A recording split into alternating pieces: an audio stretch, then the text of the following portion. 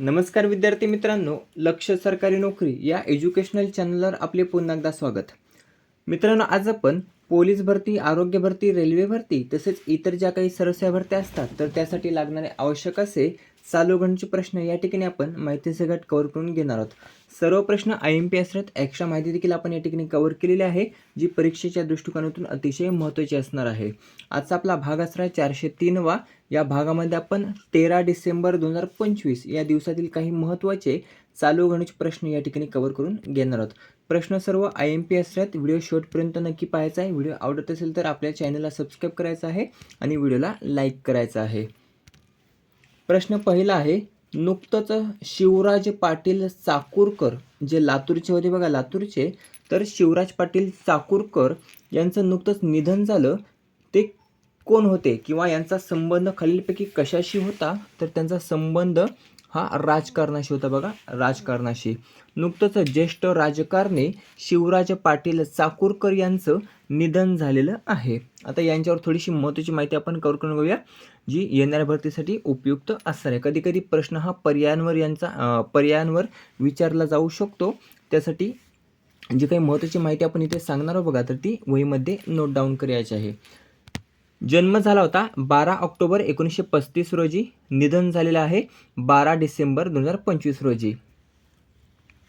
जर पक्ष आपण पाहिला तर ते भारतीय राष्ट्रीय काँग्रेसचे ते नेते होते.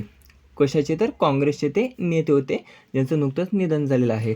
भारताचा नीरो म्हणून त्यांना संबोधले जाते. त्याचं कारण देखील आपण या ठिकाणी पाहणार आहोत. भारताचा नीरो प्रश्न विचारला जाऊ शकतो.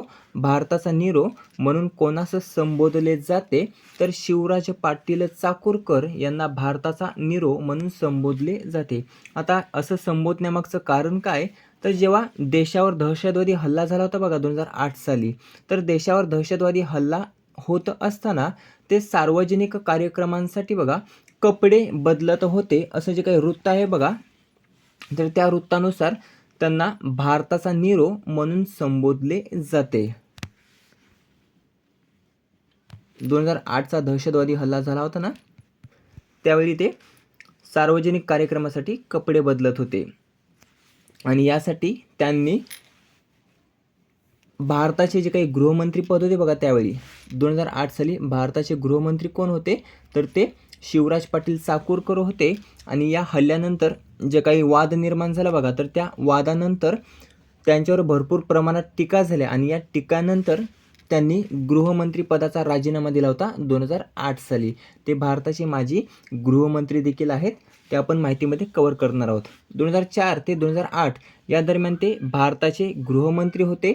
1991 ते 1996 पर्यंत ते लोकसभेचे 10वे अध्यक्ष होते. हे पर्यायांमध्ये प्रश्न विचारले जाऊ शकतात.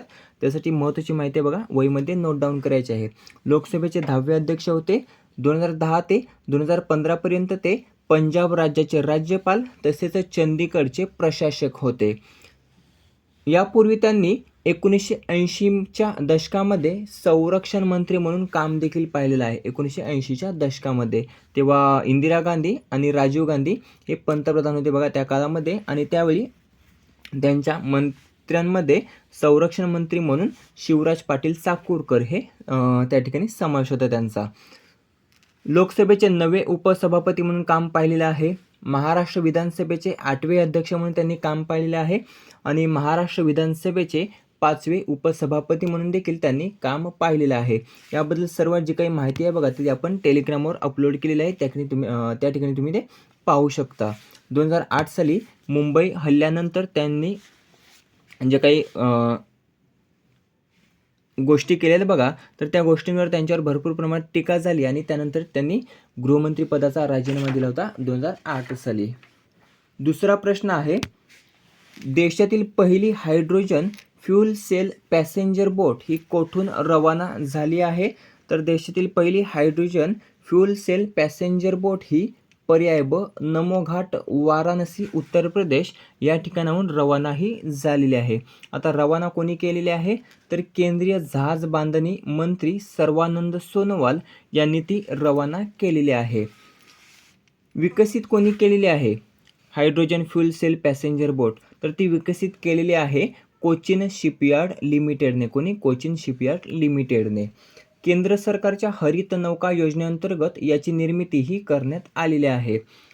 या हायड्रोजन फ्यूल सेल पॅसेंजर बोटची लांबी आपण पाहिली तर ती आहे 24 मीटर.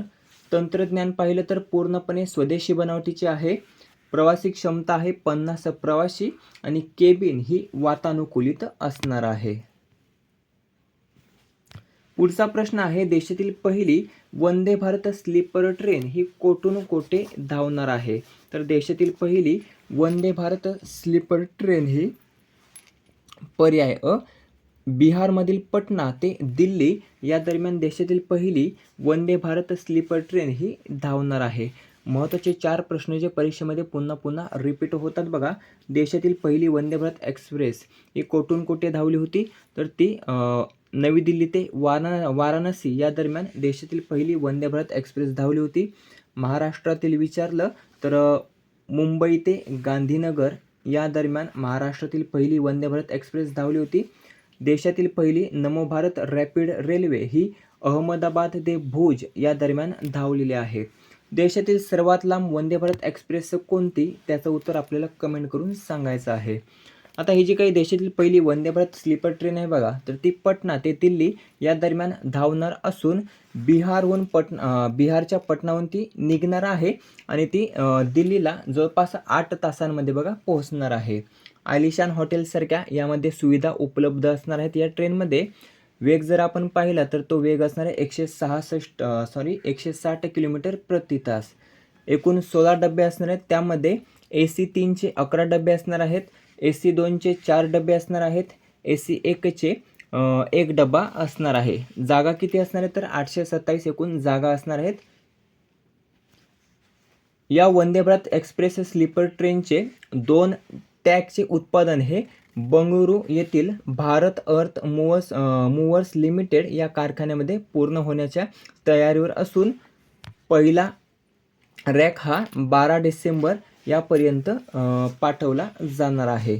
त्यानंतर बघा याची चाचणी ही पटना ते दिल्ली या मार्गावर घेण्यात येणार आहे.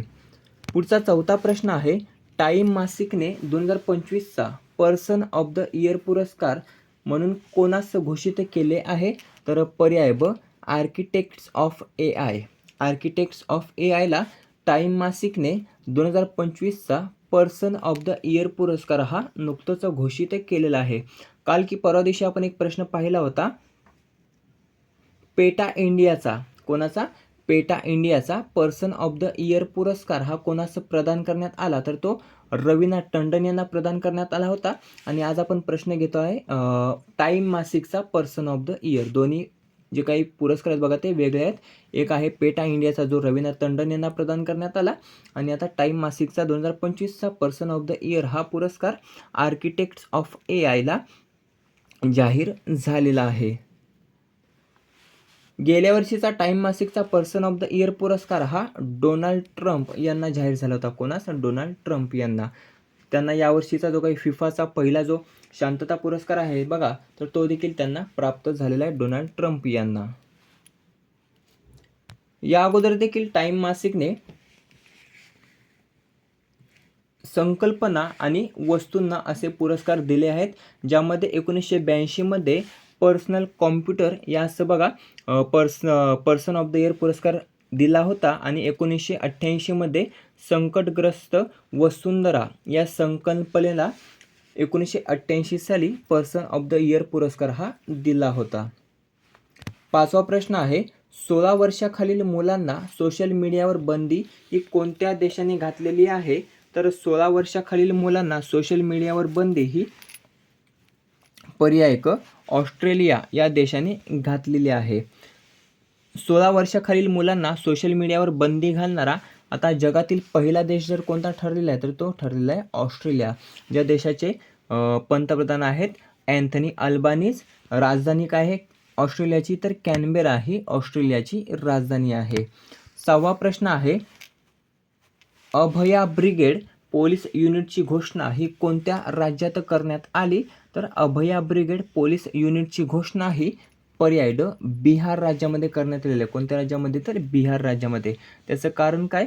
तर महिलांच्या सुरक्षेसाठी. कशासाठी? तर महिलांच्या सुरक्षेसाठी बिहार राज्यामध्ये आता अभया ब्रिगेड पोलीस युनिटची घोषणा ही नुकतंच करण्यात आलेली आहे. आता घोषणा कोणी केलेली आहे? तर बिहारचे उपमुख्यमंत्री सम्राट चौधरी यांनी याबाबतची घोषणा ही केलेली आहे. हे जे काही महिलांच्या सुरक्षेसाठी सुरू केलेले अभया ब्रिगेड पोलीस युनिट आहे बघा, तर या पोलीस युनिटमध्ये प्रत्येक पोलीस ठाण्यामध्ये एक महिला सब इन्स्पेक्टरच्या नेतृत्वाखालील पथक हे असणार आहे. प्रत्येक पोलीस ठाण्यामध्ये सब इन्स्पेक्टरच्या नेतृत्वाखालील पथक हे असणार आहे. कार्यक्षेत्र आपण पाहिलं तर त्यामध्ये शाळा, कॉलेज, कार्यालय, इतर सार्वजनिक ठिकाणांवर लक्ष ठेवणे तसेच साध्या वेशातही गस्त घालणे हा त्यांचा कार्यक्षेत्र असणार आहे. आता बिहार राज्यामध्ये अभया ब्रिगेड पोलीस युनिटची स्थापना करण्यात आली, घोषणा करण्यात आली. तर बिहारचे सध्याचे मुख्यमंत्री कोण आहेत? नितीश कुमार आहेत. बिहारची राजधानी काय आहे? तर पटना आहे. पुढचा 7वा प्रश्न आहे, 11वा भारत आंतरराष्ट्रीय विज्ञान महोत्सव 2025 हा कोठे आयोजित करण्यात आला? तर 11वा भारत आंतरराष्ट्रीय विज्ञान महोत्सव 2025 हा पर्याय अ गुवाहाटी आसाम नाही, पर्याय क चंदीगड हरियाणा या ठिकाणी बघा 11वा भारत आंतरराष्ट्रीय विज्ञान महोत्सव 2025 हा आयोजित करण्यात आला आहे. ऑप्शन म्हणून जर विचारलं तर कधी पर्यायांमध्ये बघा चंदीगड हे ऑप्शन नसणार आहे. त्या ठिकाणी पंचकुला देखील असणार आहे. पंचकुला जर पर्यायांमध्ये पंचकुला असेल आणि चंदीगड नसेल तर आपलं उत्तर हे पंचकुला असणार आहे. लक्षात असू द्या, पंचकुला किंवा चंदीगड. तर या ठिकाणी 11वा भारत आंतरराष्ट्रीय विज्ञान महोत्सव 2025 हा आयोजित करण्यात आला होता. 6 ते 9 डिसेंबर या दरम्यान तो आयोजित करण्यात आला होता. थीम काय होती यावर्षीची? तर विज्ञान से समृद्धी आत्मनिर्भर भारतासाठी अशी यावर्षीची थीम होती. 10वा कोठे पार पडला होता भारत आंतरराष्ट्रीय विज्ञान महोत्सव? तर 10वा गेल्या वर्षी गुवाहाटी या ठिकाणी पार पडला होता. कोठे? गुवाहाटी आसाम या ठिकाणी 10वा पार पडला होता गेल्या वर्षी. 9वा कोठे पार पडला होता? तर फरीदाबाद हरियाणा या ठिकाणी 9वा पार पडला होता 2023 साली. पुढचा 8वा आणि शेवटचा प्रश्न आहे, सध्या चर्चेत असलेल्या इंडिगो एअरलाईनचे अध्यक्ष कोण आहेत?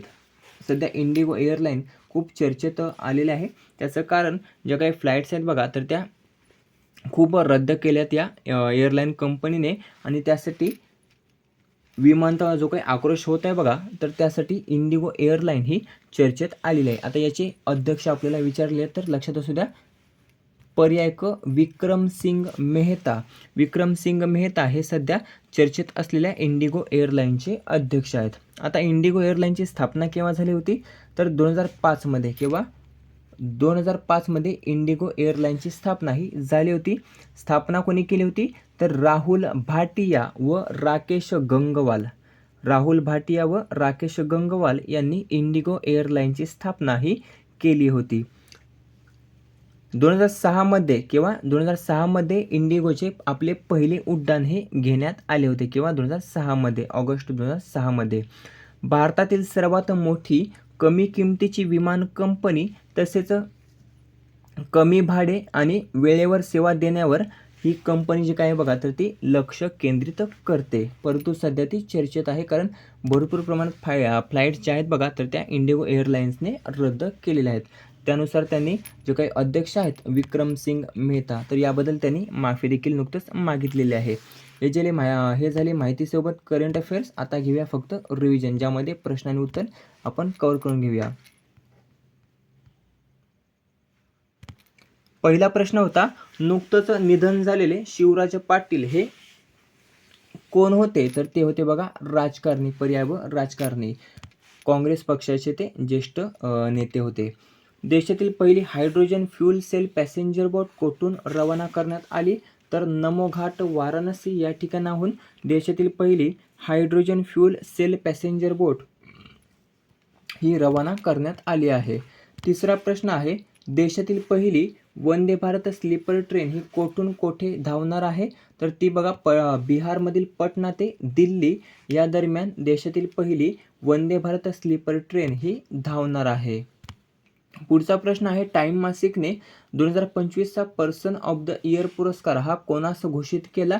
तर पर्याय ब, आर्किटेक्ट्स ऑफ AI ला टाइम मासिकने 2025चा पर्सन ऑफ द इयर पुरस्कार हा घोषित केला आहे.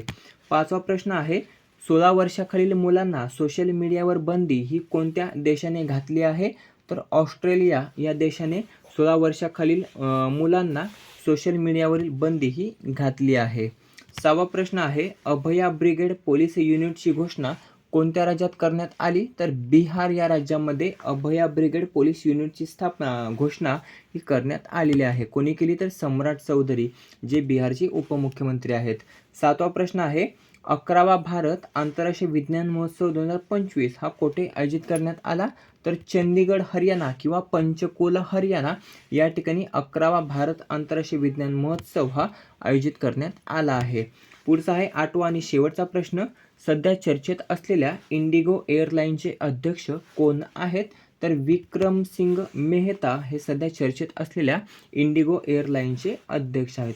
मित्रांनो, अशा प्रकारे महत्त्वाचे 8च चालवणीचे प्रश्न या ठिकाणी आपण कव्हर केलेले जे येणाऱ्या भरतीसाठी उपयुक्त असणार आहेत. व्हिडिओ कसा वाटला कमेंट करून नक्की सांगायचं आहे. व्हिडिओ आवडला असेल तर मित्रांसोबत जास्तीत जास्त शेअर करायचा आहे. याचा PDF हा टेलिग्रामवर अपलोड केला जाईल, त्या ठिकाणी तुम्ही तो पाहू शकता. टेलिग्रामची लिंक ही डिस्क्रिप्शनमध्ये दिली आहे, त्या ठिकाणी तुम्ही ते पाहू शकता. भेटूया पुढच्या भागामध्ये. धन्यवाद.